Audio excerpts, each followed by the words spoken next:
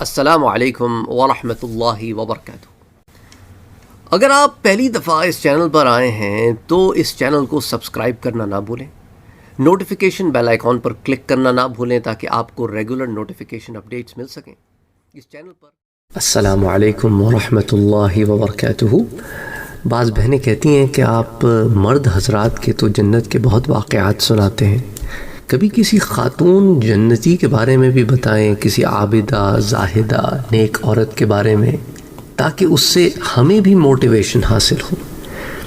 بے شک، بالکل صحیح کہہ رہی ہیں آپ لوگ۔ اسی لیے آج آپ کے لیے میں ایک ایسا واقعہ لے کر آیا ہوں جس کا تعلق ایک بہت عابدہ زاہدہ عورت سے ہے، اور اس کے ساتھ ساتھ مردوں کی بھی ذرا اصلاح ہو جائے، کیونکہ بعض دفعہ مرد حضرات اتنے زیادہ مردوں کے واقعات سنتے ہیں کہ ان کے ذہن میں یہ خیال پیدا ہو جاتا ہے کہ ہم شاید زیادہ متقی اور پرہیزگار ہیں عورتوں کی بنسبت۔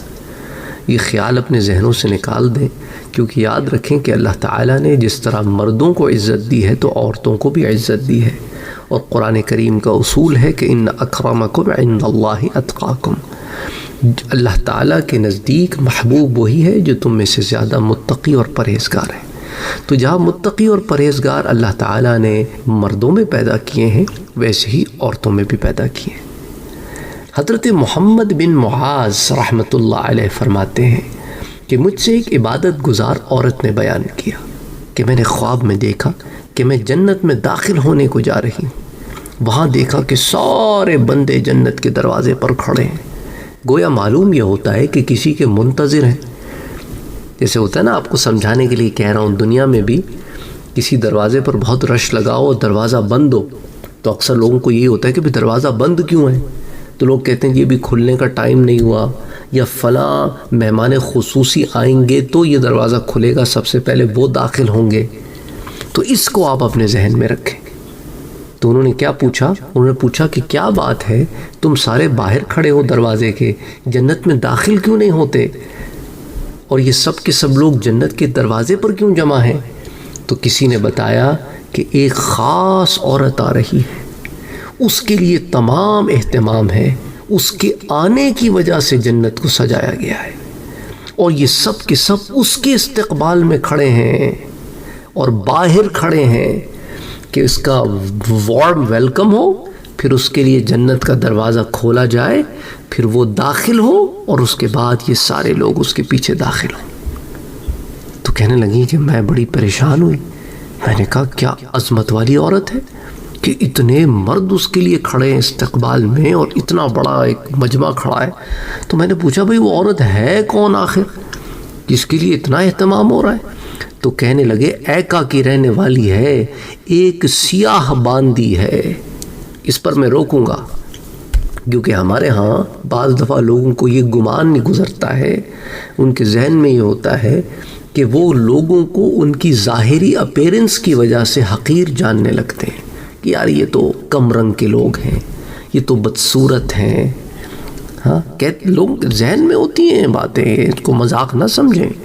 اور جو کم شکل و صورت کا ہوتا ہے اس کے اندر بھی کبھی احساس کمتری پیدا ہو جاتی ہے کہ میں اتنی عبادت گزار ہوں یا اتنا عبادت گزار ہوں، لیکن شکل صورت میری اتنی اچھی نہیں ہے، تو کیا اللہ تعالیٰ میرے ساتھ یہ معاملہ تو نہیں کرے گا کہ میں شکل و صورت کی خراب ہوں یا اتنی اٹریکٹیو نہیں ہوں؟ تو وہ اس طرح کے خیال دماغ میں آتے ہیں۔ یہ سارے شیطانی خیالات ہیں، ان کو دماغ سے نکال دیں۔ انسان کی ظاہری اپیرنس کا اس کے تقوی سے کوئی تعلق نہیں ہے۔ بہت ایسے لوگ جو سیاہ رنگ کے ہوں، دیکھنے میں آپ کو شاید اتنے حسین و جمیل نہ لگتے ہوں، وہ اللہ کے ہاں کس مقام پر ہیں آپ کو نہیں پتہ۔ اور کتنے لوگ جو بظاہر حسین و جمیل نظر آتے ہوں، سنہرے بال، نیلی آنکھیں، گورا رنگ، لیکن اسفل سافلین میں سے، گرتوں میں سے گرتے ہو گئے اپنے گناہوں کے سبب۔ تو اس لیے یہ بات بھی ذہن میں رکھیں، نہیں ہے چیز نکمی کوئی زمانے میں، کوئی برا نہیں قدرت کے کارخانے میں۔ تو کہا کہ بھئی وہ سیاہ باندی ہے کون؟ کہا ایک عورت ہے، اس کا نام شعوانہ ہے۔ کہتی ہیں جب میں نے یہ نام سنا تو میرے تو پاؤں تلے سے زمین نکل گئی، میں تو خوشی کے مارے پاگل ہو گئی۔ میں نے کہا خدا کی قسم وہ تو میری بہن ہے. ابھی یہ باتیں ہی ہو رہی تھیں کہ میں نے دیکھا کہ شعبانہ ایک بہت نہایت عمدہ خوشنما اصیل اونٹنی پر بیٹھی ہوئی ہوا میں اڑ رہی ہے. جنت ہے نا، وہاں پہ ہوا میں اڑتی سواریاں ہیں، تو کہتے ہوا میں اڑتی آ رہی ہے. تو میں نے اسے یہیں سے آواز دی کہ اے میری بہن، تجھے اپنا تعلق میں بتا دوں کہ تجھے یاد ہے نا کہ میں تیری کون ہوں. اللہ اکبر، اللہ اکبر. جب لوگ جنتیوں کو دیکھیں گے نا قیامت کے دن تو ایسی سفارشیں کریں گے کہ دیکھ میں نے تیرا فلاں کام کیا تھا، یاد ہے، میری شفاعت کرتے، تو جنتی ہو گیا ہے. یاد ہے میں نے تجھے وضو کے لیے پانی دیا تھا، یاد ہے میں نے اپنا کام چھوڑ کے تیرا کام کیا تھا، میرے لیے جہنم کا معاملہ ہو گیا ہے، میں ایمان والا ہوں، میرے لیے شفاعت کرتے. لیکن یہ تو جنت کے دروازے پر کھڑی ہیں یہ عابدہ خاتون، لیکن پھر بھی کیا کہہ رہی ہیں؟ شفاعت کی درخواست کر رہی ہیں. کہہ رہی ہیں اپنے رب سے میرے لیے بھی دعا کر دے کہ جہاں تجھے جنت میں داخل فرما رہا ہے مجھے بھی جنت میں داخل فرما دے. تو شعبانہ یہ سن کر ہنس پڑی اور کہنے لگیں ابھی تیرا وقت نہیں آیا، لیکن جا تو ابھی واپس دنیا میں پر 2 باتیں یاد رکھنا. میں نے آپ کو بتایا نا کہ خوابوں کی دنیا میں ہم یہ دنیا چھوڑ کے جاتے ہیں اور وہاں ایک کنیکشن اسٹیبلش ہوتا ہے ہماری روح کا وہاں پہ موجود ارواح سے، اور اس کے بعد جس کی روح قبض کرنی ہوتی ہے وہ روح وہاں ٹھہر جاتی ہے، بندہ مر جاتا ہے، اور جس کو واپس آنا ہوتا ہے وہ واپس لوٹا دیا جاتا ہے اور پھر وہ خواب سے اٹھ جاتا ہے. اس لیے اٹھنے کے بعد ہم کیا دعا پڑھتے ہیں؟ الحمدللہ الذی احیانا بعدما اماتنا والیہ النشور، کہ سب تعریفیں اس رب کے لیے جس نے ہمیں زندگی دی موت کے بعد اور آخر میں اسی کی طرف لوٹ کر جانا ہے. تو کہنے لگیں 2 باتیں یاد رکھنا اور اسے اپنی زندگی میں ہمیشہ ساتھ رکھنا.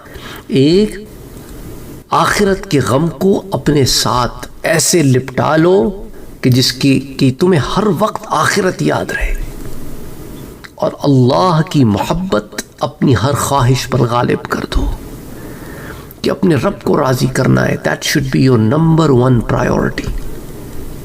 اپنے نفس کو مارو، وہ تمام چیزوں سے بچو جن سے رب نے بچنے کو کہا ہے، اور وہ تمام چیزیں کرو جو رب نے کرنے کو کہی ہیں، اور آخرت کی فکر کرو اور اس کی پرواہ نہ کرو کہ موت کب آئے گی، یعنی ہر وقت اپنے رب سے ملاقات کے لیے راضی رہو.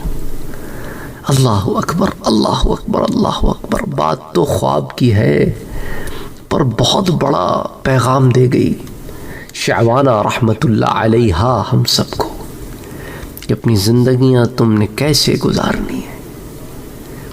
بہت اللہ والیاں گزری ہیں، یہ نہ خیال کرنا کہ صرف اللہ والے گزرے ہیں، اللہ والیاں بھی گزری ہیں.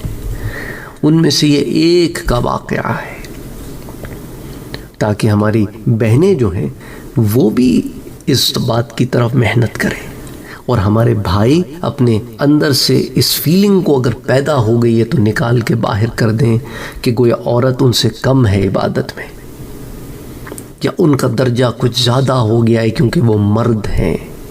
نا ان اکرمکم عند اللہ اتقاکم. اپنا اور اپنوں کا بہت خیال رکھیے گا، مجھے دعاؤں میں یاد رکھیے گا. السلام علیکم ورحمۃ اللہ وبرکاتہ.